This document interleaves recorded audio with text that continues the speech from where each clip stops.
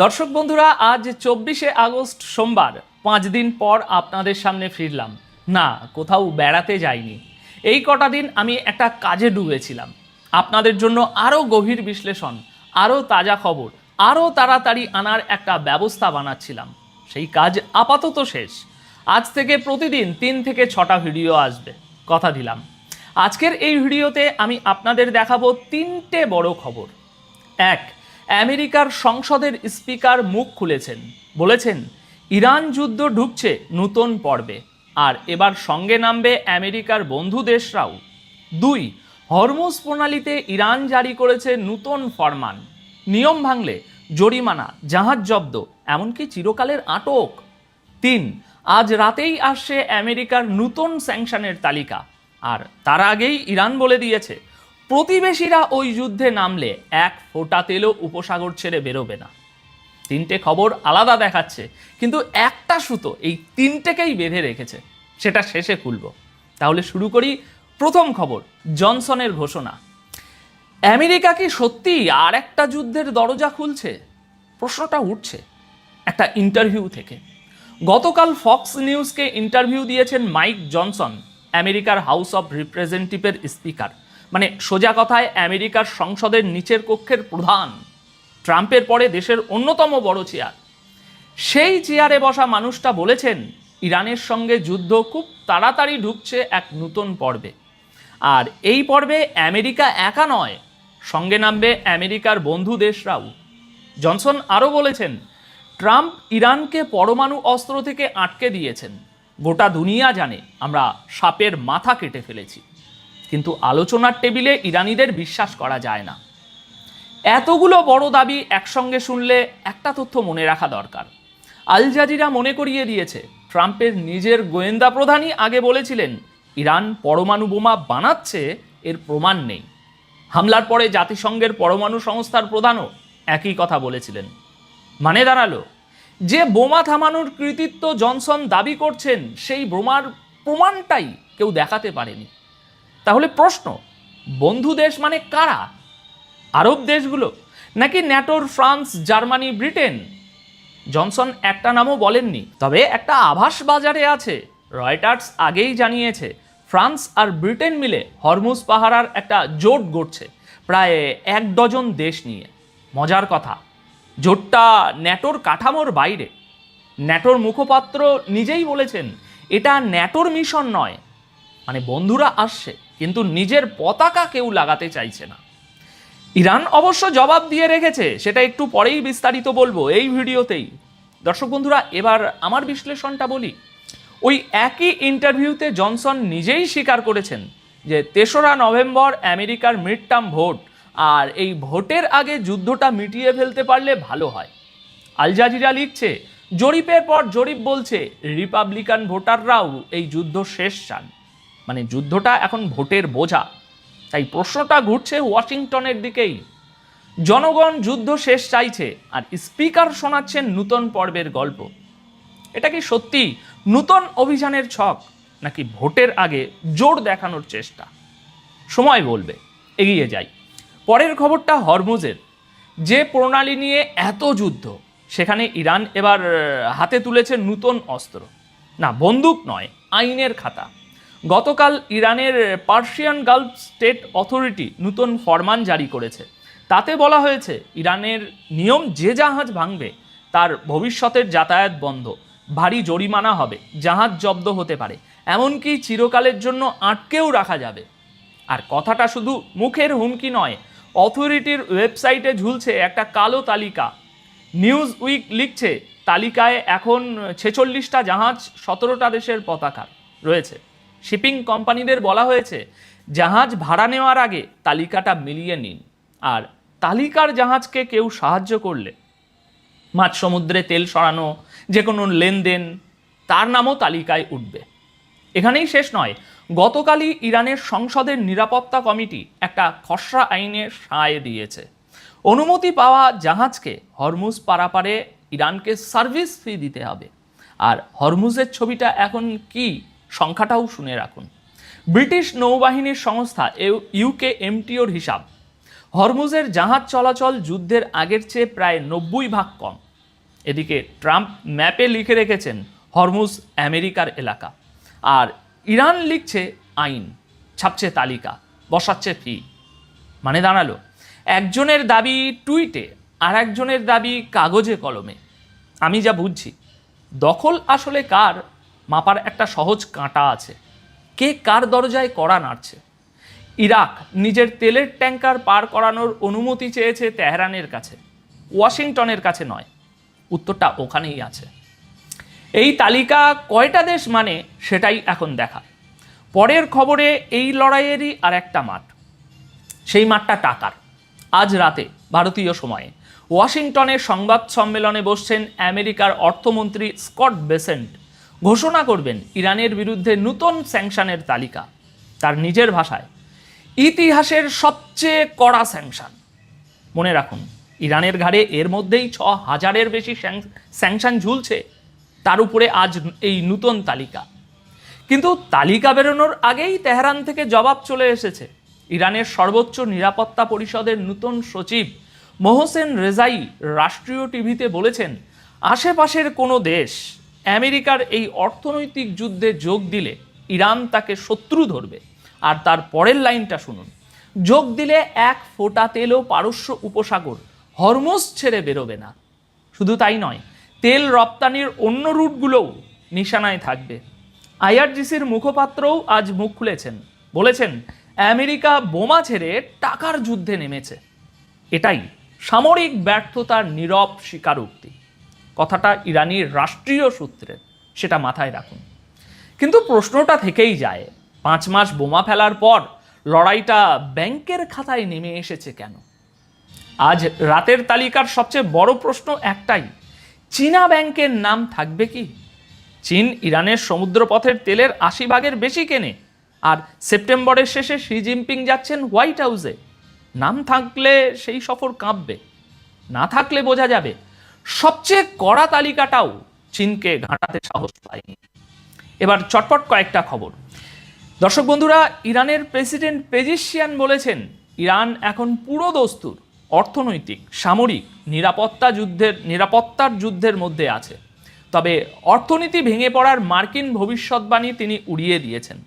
এদিকে তেলের বাজারে ব্র্যান্ড ক্রুড অয়েল বর্তমানে ঘুরছে ব্যারেল প্রতি প্রায় $94, গত 1 মাসের সর্বোচ্চ স্তরে। আর আমেরিকার নৌবাহিনীতে বড় বদল, 9 মাস টানা সমুদ্রে থেকে দেশে ফিরেছে এয়ারক্রাফট ক্যারিয়ার আব্রাহাম লিঙ্কন, সেই জায়গায় এসেছে জর্জ ওয়াশিংটন। 9 মাস একটা রণতরীর পক্ষে অস্বাভাবিক লম্বা সময়। মানে এই যুদ্ধ আমেরিকার নৌবাহিনীরও ধৈর্যের পরীক্ষা নিচ্ছে। তাহলে দর্শক বন্ধুরা, আজকের এই 3টে খবর এবার একটু পাশাপাশি রাখুন।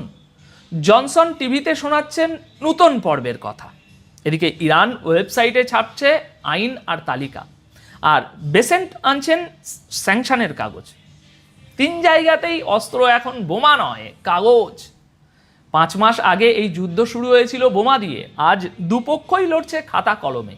এখন যে যুদ্ধ বোমায় শেষ হয়নি, সেটা কাগজে শেষ হবে, এটা বিশ্বাস করা কঠিন। তাই সামনের কয়েকদিন দুটো জিনিসে নজর রাখুন। 1, আজ রাতে বেসেন্টের তালিকায় চীনা ব্যাংকের নাম থাকে কিনা। 2, জনসনের বন্ধু দেশের মধ্যে কেউ প্রকাশ্যে মুখ খোলে কিনা, একটা দেশও নাম তাদের লেখায় কিনা। আমার হিসাব বলছে নভেম্বরের ভোটের আগে ওয়াশিংটন বড় মাঠের যুদ্ধে যাবে না, কাগজের যুদ্ধটাই চলবে।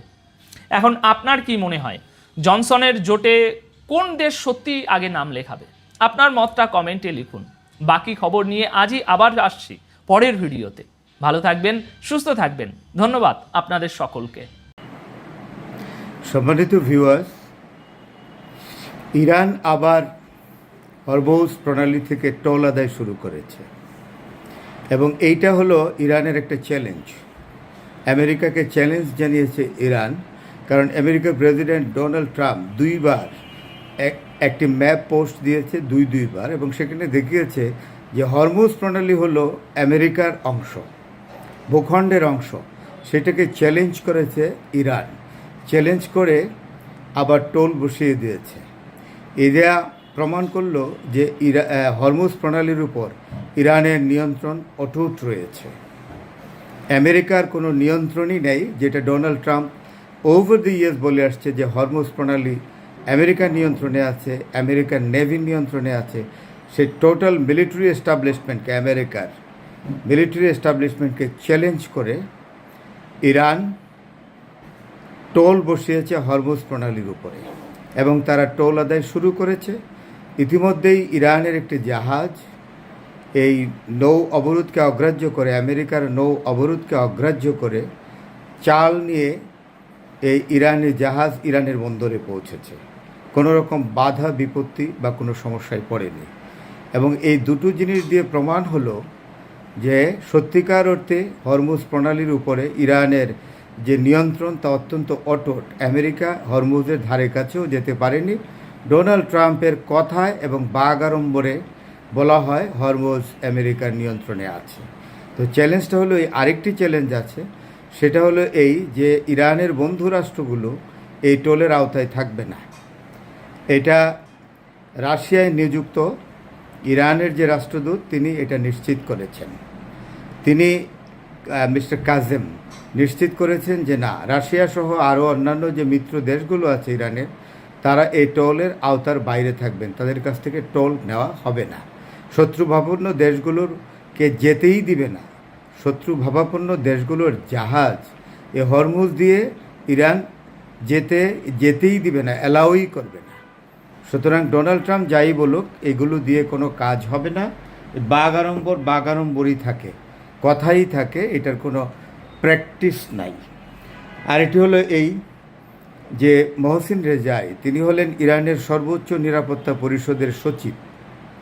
তিনি খুব স্পষ্ট করে জানিয়ে দিয়েছেন যে কোনো দেশের অধিক অর্থ খরচ করে পারমাণবিক সক্ষমতা অর্জনের দরকার ছিল না।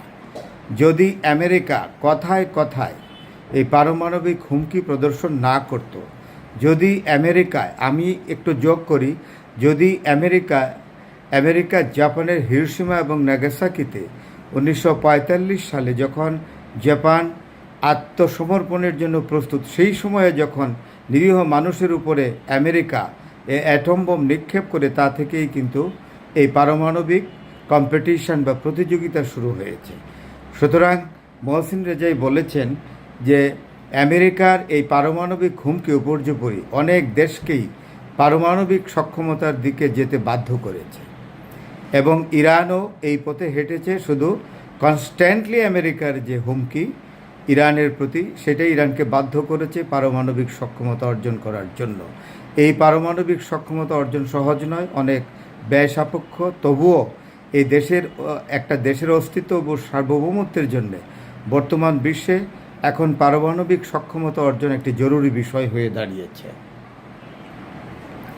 এবং তার এই বক্তব্য তিনি দিয়েছেন তাসনিম পত্রিকায়, এবং এটা একটা আধা বেসরকারি সরকারি পত্রিকা ইরানের, এবং এইটারই বরাত দিয়ে যে রুশ তাস সংবাদ সংস্থা এটা প্রকাশ করেছে।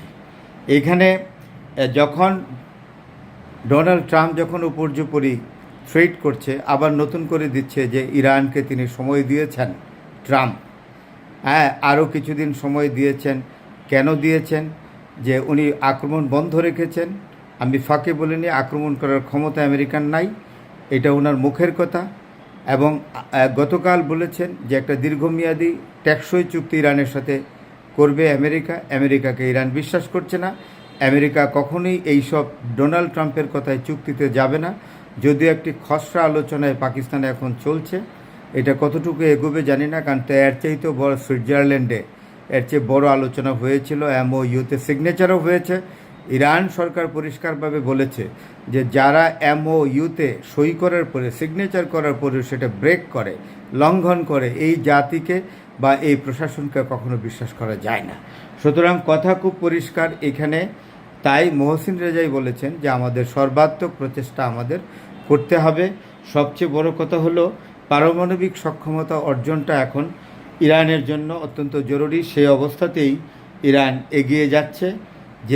যারা চুক্তি স্বাক্ষরকে লঙ্ঘন করে তাদেরকে তো বিশ্বাস করা যায় না। এই জায়গায় আরেকটি জিনিস বলেছেন যে আমেরিকা কূটনৈতিক এবং সামরিকভাবে বিট্রে করেছে, অর্থাৎ ইরানের সাথে বিশ্বাসঘাতকতা করেছে। তাই ইরানও এখন অবস্থার পরিপ্রেক্ষিতে কূটনৈতিক বিষয়ে নতুন কৌশল এনেছে, সামরিক বিষয়ে নতুন কৌশল এনেছে। এই কৌশল আনার একমাত্র কারণ হলো আমেরিকা এবং ইসরায়েলকে মোকাবেলা করা। এরই মধ্যে ইসরায়েলের প্রতিরক্ষা মন্ত্রী ইসরায়েল কাটজে মন্তব্য করে বসেছেন যে আমেরিকার গ্রিন সিগন্যাল, অর্থাৎ ডোনাল্ড ট্রাম্পের গ্রিন সিগন্যালের উপর ইসরায়েল অপেক্ষা করছে, যে কোনো সময় ইসরায়েল আবার ইরানের উপর আক্রমণ করবে। ইরান এই ক্ষেত্রে বলেছেন, ইরানের পক্ষ থেকে 3টে স্টেটমেন্ট এসছে। মাসুদ পেজেশকিয়ান, আব্বাস আরাকচি এবং বাগের গালিবাফ, এই তিনজনই একযোগে বলেছেন যে ইরানি জাতি পূর্বের যে কোনো সময়ের চেয়ে অনেক বেশি ঐক্যবদ্ধ, অনেক বেশি শক্তিশালী, কূটনৈতিকভাবে অনেক বেশি স্বচ্ছ এবং প্রাগ্রসরও, আর সামরিকভাবে অনেক বেশি সক্ষম। সুতরাং ইসরায়েল এবং আমেরিকা আক্রমণ করে দেখেছে ইরানকে কিছুই করতে পারে না। আজকের ইরান অন্য যে কোনো সময়ের চেয়ে অনেক অনেক বেশি শক্তিশালী। সুতরাং তাদের এই যে জয়েন্ট স্টেটমেন্ট, এটাতে ইরানের যে কনসলিডেটিং অবস্থান, শক্তিশালী অবস্থান, দ্য ফর্মিডেবল অবস্থান যে কোনো রাষ্ট্রের বিরুদ্ধে, আমেরিকা এবং ইসরায়েলের বিরুদ্ধে তো বটেই, এটা কিন্তু খুবই পরিষ্কার। এবং ইরান তো একটি কাজ করেছে, সম্মানিত ভিউয়ার্স, আপনারা এটা স্বীকার করবেন যে ইরানের প্রচণ্ড আক্রমণে মধ্যপ্রাচ্যের এবং বিশেষ করে উপসাগরের স্থাপনাগুলো, আমেরিকার সামরিক স্থাপনাগুলো আজ লণ্ডভণ্ড, ছিন্ন ভিন্ন, জরাজীর্ণ। অলরেডি তারা দিয়াগো গার্সিয়াতে স্যান্ডকমের হেডকোয়ার্টার নিয়ে গেছে। এটাও স্ট্র্যাটেজিক্যালি অনেক সমস্যা। ওইখান থেকে ইরানের উপর বড় ধরনের আক্রমণ করা সম্ভব নয়। যেটা সম্ভব কাতার থেকে, যেটা সম্ভব আরব আমিরাত থেকে, যেটা সম্ভব সৌদি আরব থেকে, যেটা সম্ভব বাহরাইনের 5th ফ্লিট থেকে, সম্ভব না, কখনো সম্ভব না। এরই মধ্যে ইরান আর আমেরিকা আবার গানবোট ডিপ্লোমেসি শুরু করেছে, ট্যাঞ্জিবল মিলিটারি থ্রেট করছে ইরানকে, যে আরেকটি যুদ্ধজাহাজ, যেটাকে জর্জ ডব্লিউ বুশ যুদ্ধজাহাজটি আবার পাঠাচ্ছে। শুনলাম যে এটা উপসাগরের কাছাকাছি এসেছে। এই রকম রণতরী দিয়ে মহড়া আরও আগেও করেছে, আব্রাহাম লিঙ্কন দিয়ে করেছে, ইউএস ওয়াশিংটন দিয়েও করেছে, ইউএস জেরাল্ড ফোর্ড দিয়েও করেছে। ইরান কিন্তু একটু টলেনি এবং টলবে না। ইরান ভবিষ্যতে, হরমুজ হলো আসল। আমার তো মনে হয় হরমুজের শোকে ডোনাল্ড ট্রাম্প একেবারেই নিজেকে শেষ করে দিচ্ছে। শুধু তাই নয়, আমার যেটা মনে হচ্ছে যে ডোনাল্ড ট্রাম্পের যখন মৃত্যুদিন ঘনিয়ে আসবে, তখনও ডোনাল্ড ট্রাম্প অস্ফুট স্বরে, অথবা যদি বেশি শক্তি থাকে শরীরে, বলতে থাকবে, হায় হরমুজ, হায় হরমুজ, হায় হরমুজ, তোমাকে আমি নিয়ন্ত্রণে নিতে পারিনি, তোমাকে আমি দখলে নিতে পারিনি। এই পারস্য জাতি যে এত শক্তিশালী, সেটা আগে আমার জানা ছিল না। ধন্যবাদ ভিউয়ার্স, ভালো থাকবেন।